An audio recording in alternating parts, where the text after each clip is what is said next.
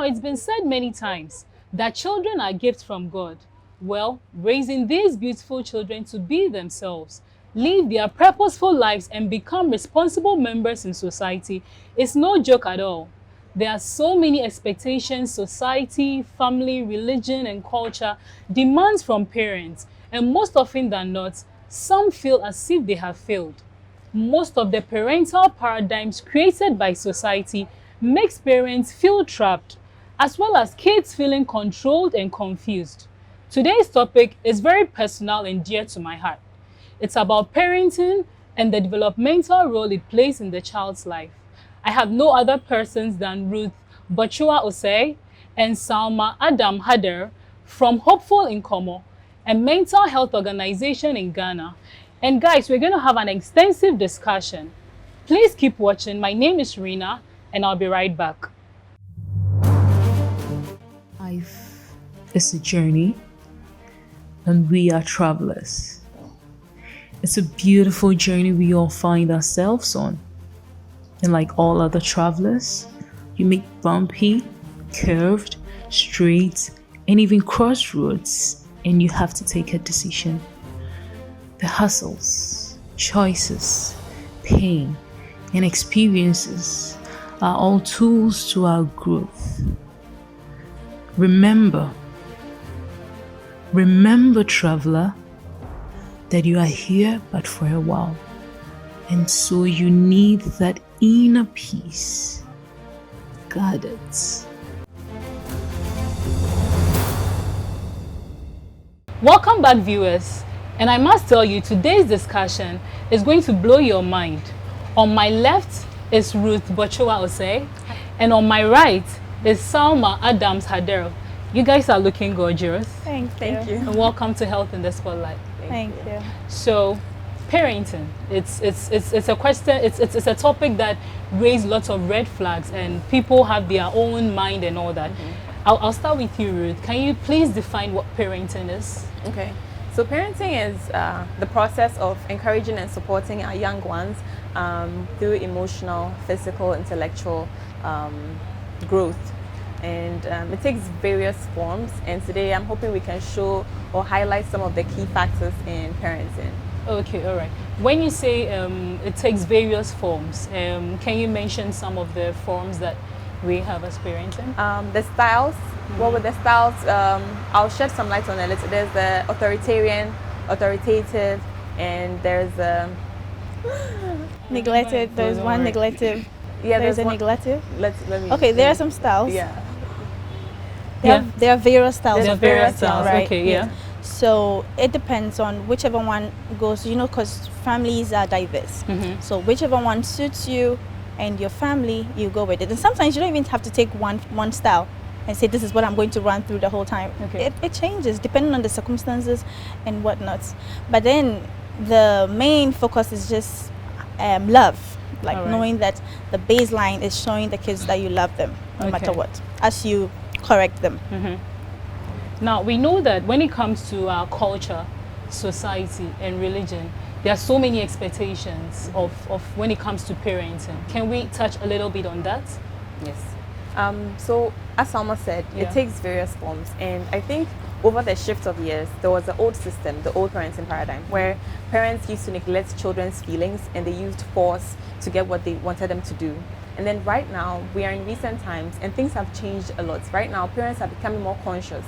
Parents are becoming more attentive to the needs of children, which is helpful because it's created a lot of emotional and psychological growth for the kids these days. So I think it's taken various forms from back in our time where kids were rarely taken into consideration our feelings and behaviors, as opposed to now where your thoughts and feelings are taken into consideration, and that's where we kind of go towards responsive parenting.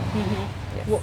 Well, if you want to talk about the olden times of, raised parenting, I think that it has its pros and cons, because like you were mentioning that you have to use forceful ways to get the kids to know that you have to do it. Like what I've said is what it is, and that is it. But also you should understand that children are stubborn. Like kids can be very stubborn. If you don't use forceful ways, you might probably not get the message there. So what would you say about that? Because it's it's a child you're dealing with. Sometimes when you're trying to be nice and all that, they think you're playing.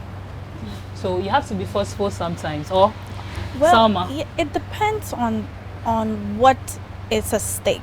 Okay, so what I always say is that every family has to have their set of should I say their guidelines or their virtues, or so it depends on whatever they want to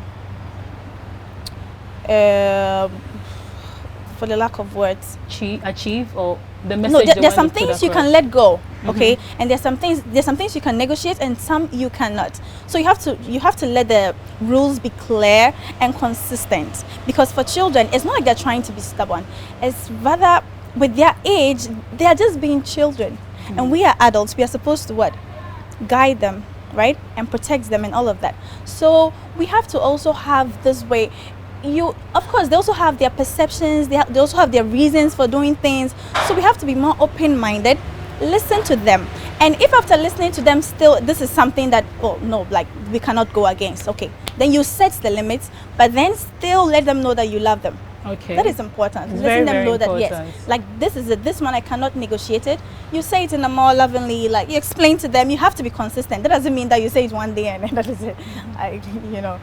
You have to be consistent. And I like the point that you raised, that we should understand that kids have perceptions. Yes. Kids have reasons. I mean, we assume that kids are kids. Children are always going to be children. So as I am your mother, or as he's your father, whatever he says is final. Yeah.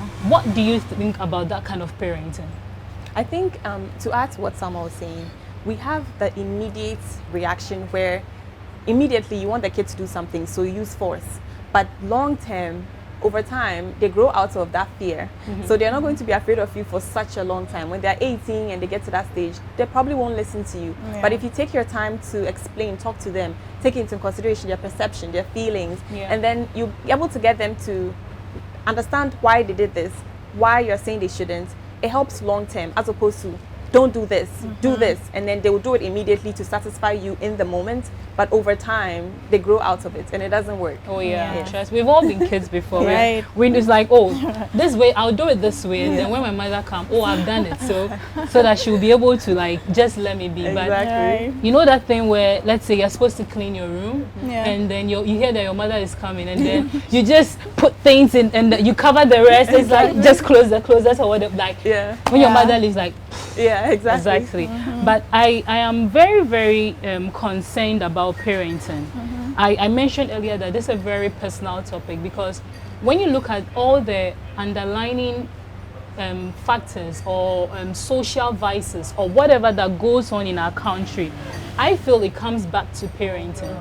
Because we, like you were saying earlier, we have different forms. Yeah. Depending on whatever form you feel you want to adopt, that is how you're going to raise your kids. Yeah. Let's not forget that our parents are raising us based on how their parents raised them. Yes. And that is where the paradigm comes in. That's where there's a pattern. It's like my mother used to beat me and my dad used to shout at me, so that is how I'm going to raise you. Yes. But when I want us to let people understand that we can make a change, or don't we think so? We do. Oh yeah, definitely. Yes. To add to what you were saying, there is such a thing as observational learning, where kids will imitate based on what they are seeing. So I say this thing, it's an idiom, monkey see, monkey do. What they are seeing is what they will replicate. Yeah. So in as much as we want to effect the change, it starts with us. Even though we had our parents treat us in the old paradigm regime where it was like sort of like a dictatorship, we have the opportunity to add for more reflexive kind of flexible kind of teaching, where it's like, I'm going to do this thing, I'm going to say thank you when my child hands me over something, hoping that my child will learn to say thank you in return. Right. So they will learn just by imitating you. So that's the start. Yeah, it's true. They really pick more of whatever you do than what you're telling them, like say thank you, say thank you, say thank you. Exactly. Salma, I want to come to you. Do you think that parents should give their kids the liberty to decide what religion they want to be, or whatever religious belief they want to adopt? Okay, for me, yes and no. Okay. I'll say no, because first of all, you bring the child into this world, right? they know nothing. You're responsible for them, right? You're responsible for protecting them, guiding them, teaching them right from wrong, and all of that. So if you are responsible for that, and you believe that what you're doing is right, I believe you should be able to teach your child, like what you believe is right? And also another thing I'll add is that with Islam, for instance, the Quran, it gives us some guidelines as to how to raise a child. And when you read these things, they are hard facts. Like, it's what works. Even if you look across scientific findings, it's what works. Love, understanding, listening to them, affection, all of that is in the Quran. So I don't see why you would go out of that, like, to use what hearsays. Sometimes they say when a child hits you and you don't want them to learn how to hit people, you hit them back. That is not right. You're modeling it, like she said. Like, you're hitting him back. What are you teaching him? Right? You should hit back. Right. But then the Quran does not say that. You need to explain to the child, okay, so you don't hit people because you don't want to hurt their feelings, because stuff like that. Yeah. So for me, if you're asking me this question, I would raise my child a Muslim. You will raise your child a Muslim. And if your child grows up and be like, I don't want to be a Muslim, what are you going to do? Okay, so the same Quran tells us that we teach, right? We teach, but in the end, it's Allah, that's our God, that guides. So I'll do my best, but if he goes, it's not me. I don't have control anymore. It's up to his creator. He came alone, he'll go alone, right? So after some age, he or she can choose what he wants to do. After some age, he goes and stand in front of the Lord. No, he will not ask me, he would ask him. So I will do my best. Okay, as a parent, that's important. You have to do your best for your kids. Yes. I want to talk about neglect. Parenting, people are always looking forward to be a mother. I want to carry my kids. I want to have 5. I want to have all that. It's beautiful. But trust me, parenting goes beyond the labor ward. Yes. And I feel that parents forget that their kids are not just looking up to them, but they are actually expecting from them more than they even know. Yes. In the sense that you mentioned, Salma, that we are responsible for our kids. Yes. Their protection, their security, everything, their education and all those things.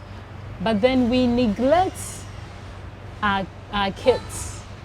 And sometimes it's not because we want to neglect them. Probably because of work, because of traveling, because of whatever that we are trying to achieve our personal dreams. Yes. We tend to neglect our kids. What would you say about that? I think, like you said, I mentioned something about the fact that things have changed over time. My mom's time, like that's about 40 years ago, 30 years ago, they had a lot of time. They were housewives. So they had a lot of time to actually be at home, present with the kids, teach them certain values and all of that. But right now, we are career women. We want to chase our dreams, we want to have kids, we want to have it all. So it becomes hard to join all these things while raising our little ones. And when you say neglect, sometimes it's not conscious. Like, people don't have the kids, try hard to have the kids for them to come into this world to neglect them. Sometimes maybe because of work, they leave them in the hands of caregivers, guardians, or they leave them with nannies and all that. And then that is where the problem starts, because that is where, if you're not paying so much attention to them, a lot of things can come out of that. There's so much I could say about that, but I think we'll delve into it, because we've talked about this before, where it's like we're so excited to have kids, and then they come, and then after they are like, we get back to work, and it's like we don't even know what exactly is going on at home. We come home and then we are surprised at some of the words that they use. We come home and then their behavior is like, Kofi is touching some things, Kofi is doing this, and and we ask all these questions, but it's because we are not there 24/7 with them. And it's unfortunate, but we have to try to do as much as we can to be involved and be present. Us trying to be present with our kids, so that we, even though we are not there 24 hours, we still are able to regulate some of the things and prevent certain things from happening. Because the aftermath, once it happens, it takes a lot of work to relearn certain things when they learn them already. So yeah, that's true. You want to add something? I want to add something to being present. So she talked about being present, right? This is very important because it's not just about you physically being there, being present, but then being there, like consciously. Yeah. Someone can be there but still on phone. Yeah. The kids are doing their own thing, or maybe attending to something and the kids are doing their own thing. But then you being present, sometimes you can even tell that this child wants to do this even before he says it. That kind of level of attunement, that is very important. Very, very important. Yeah. And it's difficult in that times. Very, very difficult with all that she has mentioned, work and all of that. It's very, very challenging. But I would say that as parents, we need to make a conscious effort. Like, we need to give priority to the kids. Please say that again. We need to give priority to the kids. Please increase the volume of that part. Priority. Very important. Very, very important. Because I feel that most parents feel we fail our kids, not because we want to. Yeah, we're happy. We want to have kids. But then we also have to make the money. We want to have all the other lives and all those things. But our priority, once we have kids, we need to prioritize. Yeah. We need to prioritize. I know people that quit their job to be stay-home moms, and society will bash them. I'm telling you, like, they'll insult you, like, hey, but why? But she also has, she has every reason to stay home and make sure that I'm going to raise my child the way I want to raise my child. Yes. Because let's say we have nannies, like what we usually do. Oh, I'm going to work. I have a nanny who will take care of my children and all that. You leave the food behind. Are you sure your kids are being fed the way they should be fed? You come back home, you see your child having a cut. Your baby can't talk, or your child cannot really express him or herself. And you ask the nanny, and the nanny is like, I don't know what happened. Who are you going to blame? And they are vulnerable. Like, they are really vulnerable. Tell me if I'm saying something wrong. Yeah, but they are vulnerable. Absolutely. You're absolutely very, right. very. They are vulnerable. They can't, and I like what you said, the child cannot talk. Because there are certain stages I call are very vulnerable. When the child can't even talk or say, this person did this to me. It's like, whatever happens, it happens behind closed doors. Yeah. And those are the critical times. Those are the times where people can take advantage of the opportunity to do whatever do whatever they want to do. Let's talk about social media. I know that we all enjoy Instagram, Facebook, and sometimes we love to put nice pictures and nice videos on social media. I personally don't have a problem if you want to post yourself, but I have a little bit of problem if you want to post your child on social media.